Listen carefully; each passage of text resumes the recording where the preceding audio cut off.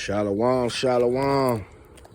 It's brother Zephaniah, Yahayaka Yasha Allah, with another episode of Getting Back to Your Roots. Now, in the last previous episode, I showed the grow bin, how low it was. This corn right here, all corn, this is just one grow bed. My kale over there, these bugs eating my kale up. I had to plant some more, but look at that right there. That's corn, all corn, stacked and packed in that joint. All in there. All corn in that joint.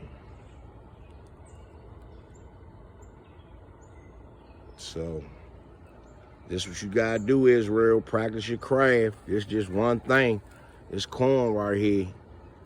Got a lot of work to do. All that space over there, that's where the chicken coop gonna go at. It's a lot of space for a chicken run right there. I'm gonna get around to it. Just gotta keep on pushing, moving forward. You know what I mean? Bugs eating my kale up though, man. Shalom.